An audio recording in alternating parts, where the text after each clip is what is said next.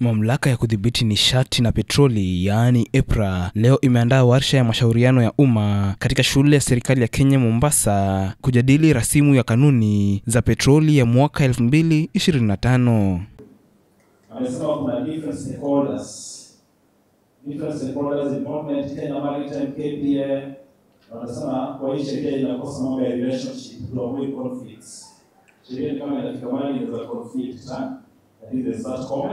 Wakati wa warsha hiyo, EPRA ilisisitiza kuwa serikali inaendelea kuchukua hatua kupunguza ada na ushuru wa udhibiti wa mafuta ili kupunguza gharama za nishati kwa wananchi huku ikidumisha usalama na ufanisi. You can see the application fee is 750. For the renewal ni 500. Na kama kuna change of particulars that is 250. Hata tunafikiria to charge 1,100 ama 50. For application it is only 5,000. That is for application. For renewal 2,000 and for amendments 1,000. Tungependa kuhakikishia sisi kama serikali tunajaribu kuangalia vile tunaweza reduce, lakini kuna wakati mwingine ni very necessary for our development. Aidha, EPRA ilieleza kuwa serikali iko tayari kushirikiana na mashirika mengine ya umma na binafsi ili kuimarisha usalama wa bidhaa za petroli na ulinzi wa mazingira.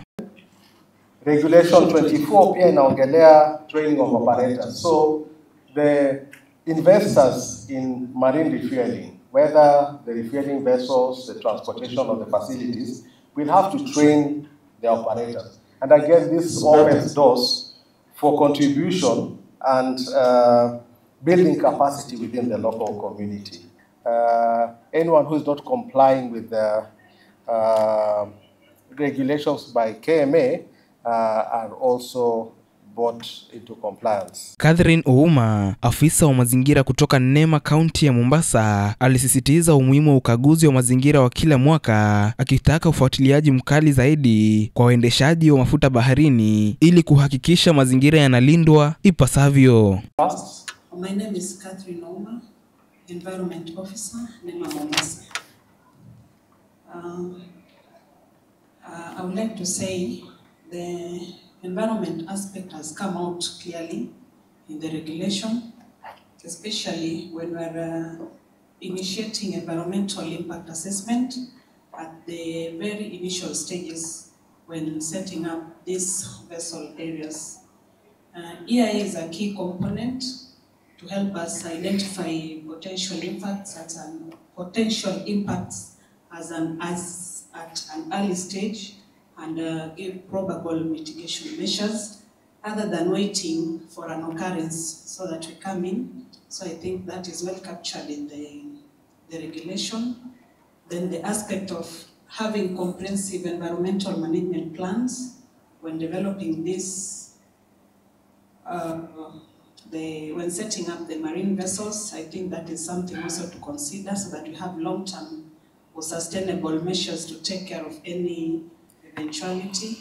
Public participation is a key component. NEMA will not issue or give permits when a comprehensive public participation has not been done. Then in the event of an accident or a spillage, the polluter pays principle applies to either go to the vessel owner or the vessel operator who will take care of the cleanup and the restoration costs or charges.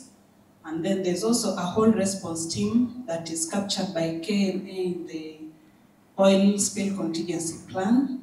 And then continuous monitoring by conducting annual environmental audits is also an aspect that I took in that is also critical.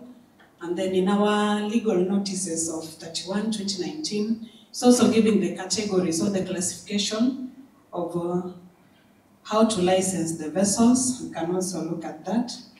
Otherwise, I think it is a good regulation to go a long way in monitoring or controlling the marine vessel.